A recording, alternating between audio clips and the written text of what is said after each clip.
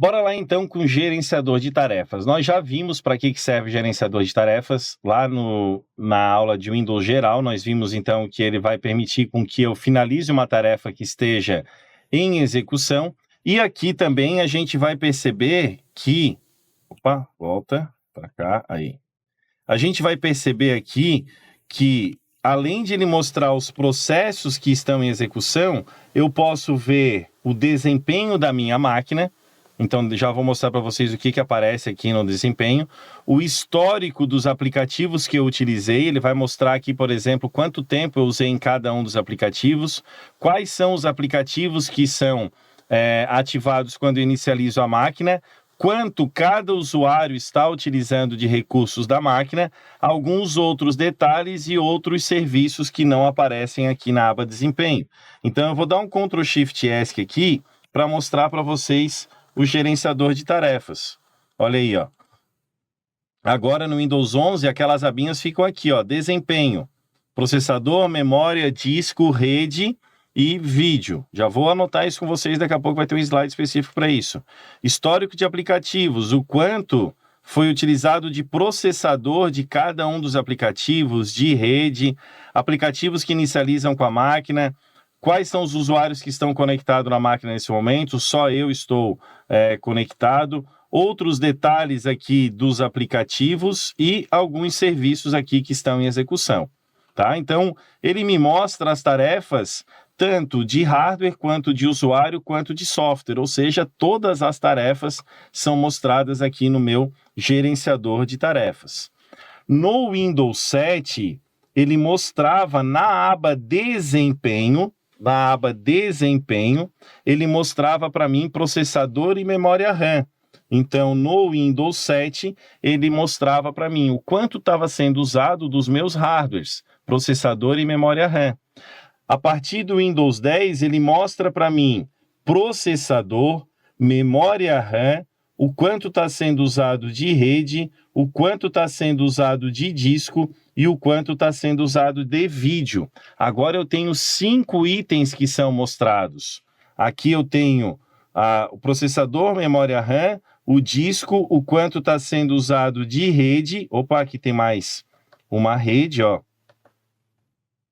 O quanto está sendo usado de rede, e eu tenho 2 placas de vídeo aqui, ficam mostrando também para mim o quanto está sendo utilizado de placa de vídeo. Bacana? Então agora eu tenho mais itens de hardware que estão sendo mostrados aqui na minha aba desempenho. Analise as assertivas abaixo sobre o Windows 10 e sua configuração padrão. O Windows Upgrade, não existe o Windows Upgrade, o que existe é o Windows Update. Qual a diferença, professor, de update para upgrade? Update é uma atualização dentro da versão. Ou seja, quando o Windows 10 atualiza, ele está fazendo um update dele mesmo. Agora, quando a Microsoft abre uma janela para que o usuário possa sair do 10 para o 11, ele está fazendo um upgrade, ele está subindo de versão. Tá? O update é a atualização dentro daquela versão. Então, o Windows Update é o serviço de atualização do sistema operacional e não upgrade. Não é possível ocultar ícones na área de trabalho. Nós vimos isso lá numa das primeiras aulas, que eu posso ocultar ícones na área de trabalho. O gerenciador de tarefas permite a visualização de informações de desempenho do sistema operacional. Então, apenas a 3 está correta. Então, ele mostra as tarefas ali dentro do meu sistema operacional. É uma das ferramentas nativas do Windows, sistema operacional da Microsoft. Com o recurso é possível visualizar todos os programas que estão abertos e rodando em segundo plano no PC, fechar aplicativos que travaram de forma rápida e ainda controlar o desempenho do seu computador. Esse texto fala de qual ferramenta do Windows. Primeiro, Office 365 não vem com Windows, tá? Barra de tarefas não é um aplicativo. Então, a gente tem quem aqui? Gerenciador de tarefas, gabarito letra E para essa questãozinha. No gerenciador de tarefas do Windows 10, é possível avaliar diversos itens de funcionamento do sistema operacional, que são divididos em algumas guias. São guias existentes no gerenciador de tarefas do Windows 10.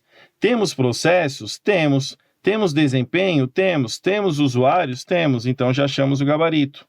Aqui não tem ferramentas, guia, né? Não tem guia ferramentas, não tem guia rede, não tem guia sistema operacional, não tem guia rede, não tem guia componentes, não tem guia sistema operacional. Então, ele está falando dessas guias que eu mostrei para vocês aqui, ó.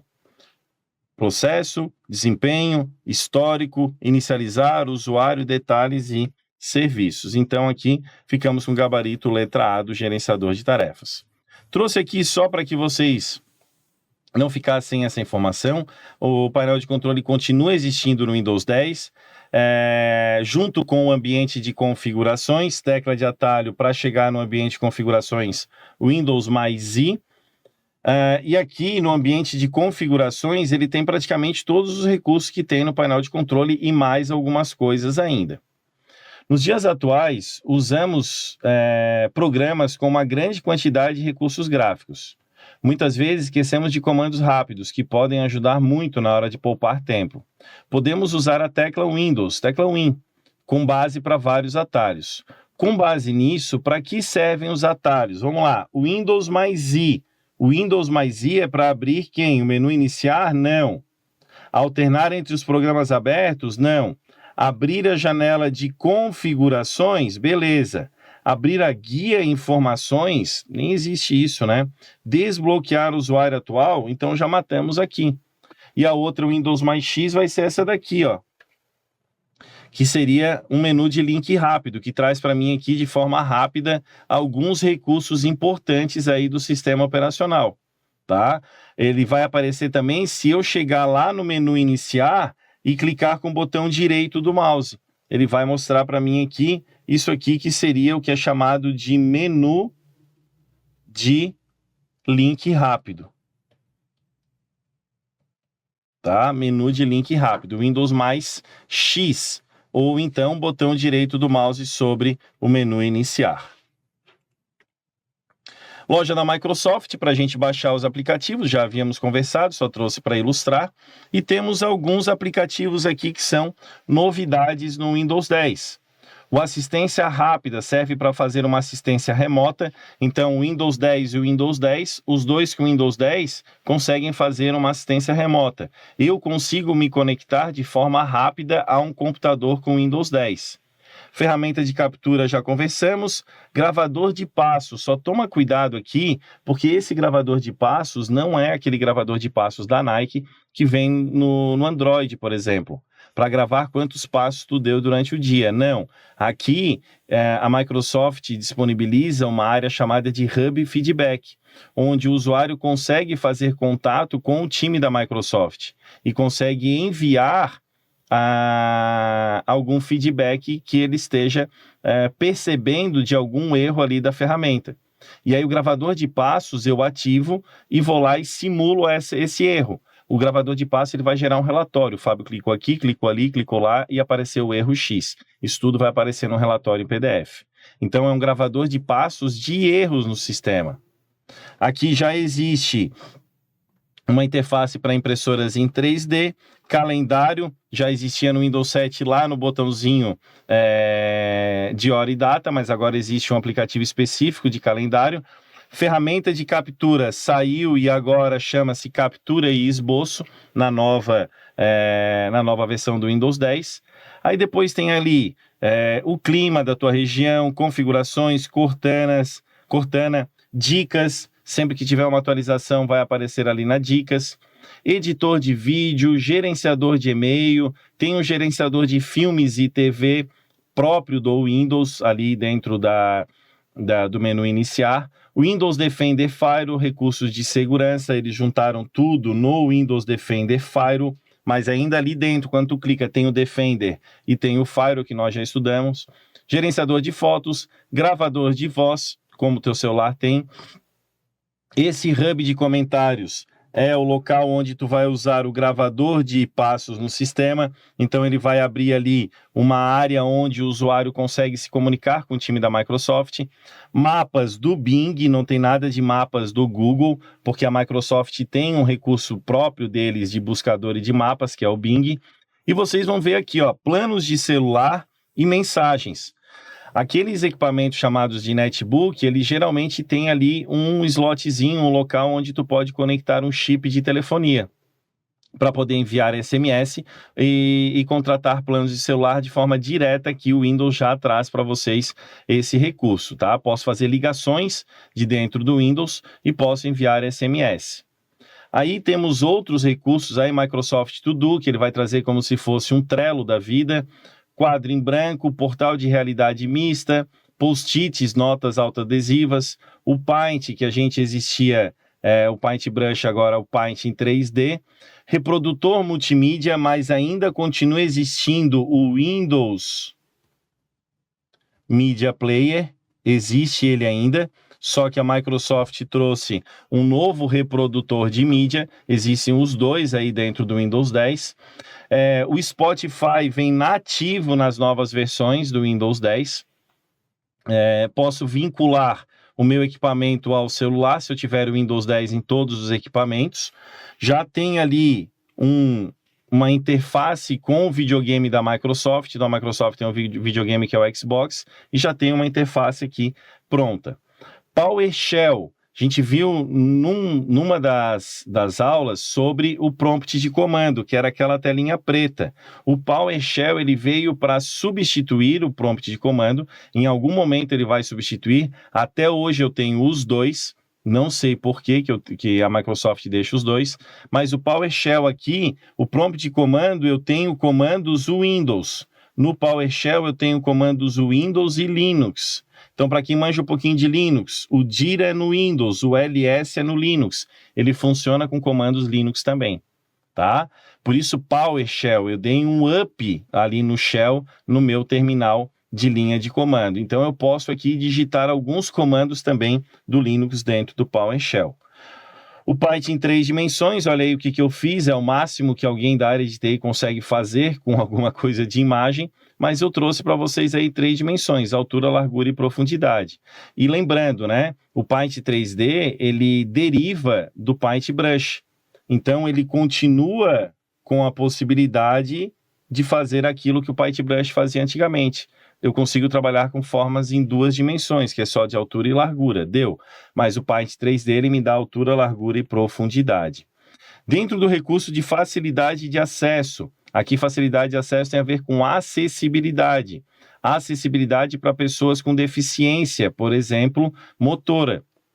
No Windows 10 surge o controle com os olhos. Eu consigo controlar o mouse com os olhos e consigo, então, com um piscar dos olhos, dar o clique do mouse sem precisar usar as mãos. Então, isso também veio como novidade no Windows 10. Não existia em nenhuma das versões aí, inclusive antes de o Windows 10 sair de cena para o Windows 11 entrar, ele ainda estava na versão beta, ainda estava na versão de testes aí, claro. Preciso de um hardware específico, de uma câmera específica para poder fazer o uso desse componente. Já conversamos sobre o Windows Defender, só para ratificar aqui que no Windows 10 ele me traz proteção contra vírus e contra spyware. Hub e feedback. Hub e feedback aqui é onde eu vou digitar o que eu estou passando de problemas dentro do sistema. Tá? Então, lembra que eu falei para vocês que eu posso ativar aquele gravador de passos e posso fazer um contato com o time da Microsoft? O Windows mais F de feedback. Ele vai abrir essa janelinha aqui, onde eu vou resumir os meus comentários, rolando a barra de rolagem para baixo, eu consigo anexar aquele relatório de passo a passo e consigo enviar isso aqui para o time da Microsoft. Eles vão responder? Daí eu não sei. Eu estou passando para vocês o que eu tenho de informações até hoje sobre esse Hub Feedback. O acesso atribuído seria o seguinte. Vocês já viram, por exemplo, um terminal de caixa eletrônico sendo ligado? Quando tu liga o terminal de caixa eletrônico, ele já cai direto no sistema de caixa eletrônico. Ele não abre o Windows para o atendente ir lá, selecionar o programa, abrir o programa. Não, ele já cai direto dentro daquele programa. Isso se chama acesso atribuído. Para aquele usuário está atribuído o acesso somente àquele programa. Vou dar um outro exemplo. Lá no IFSC, a gente tem 4 computadores dentro da biblioteca que é de acesso ao acervo.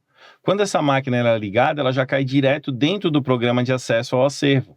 Quando ela é desligada e religada novamente, ela cai de novo dentro desse programa de acesso ao acervo. A gente atribuiu um programa àquele usuário, que é o usuário de acesso ao acervo. Então, sempre que aquele usuário for conectado na máquina, ele vai conectar e abrir direto aquele programa, tá? Ele não tem acesso a outros programas. Ctrl Alt Del continua a mesma coisa que a gente já viu. Temos lá o bloquear, o trocar usuário, alterar uma senha e a possibilidade de abrir o gerenciador de tarefas. O que mudou? O que era fazer logoff agora chama-se sair. Foi só essa mudança. Então, quando eu quero agora desconectar do meu usuário, sair do meu usuário, ao invés de eu fazer logoff, eu vou na operação de sair aqui do Ctrl Alt Del, tá? Essa mesma operação nós vimos lá no início da aula de Windows 10, quando eu clico sobre o menu iniciar e no meu usuário, tem a operação lá também de sair, ou a operação de eu clicar em outro usuário para trocar o usuário. Fechamos, galera? Fechamos, então, aí toda essa parte geralzona de Windows. 1/3 da aula foi só sobre o Windows 10. Por quê? Porque o último edital teu era o Windows 10 e temos muitas novidades. Eu vou fazer, então, essa última aulinha que eu combinei para vocês, uma aula extra, e vou combinar com a coordenação, sobre o Windows 11 para trazer para vocês as novidades do Windows 11, tá? Sempre aí, como de praxe, está disponível para vocês todas as minhas redes sociais. Fiquem à vontade aí para me procurar no que vocês precisarem. Valeu? Um abraço, bons estudos, até a próxima. Tchau, tchau.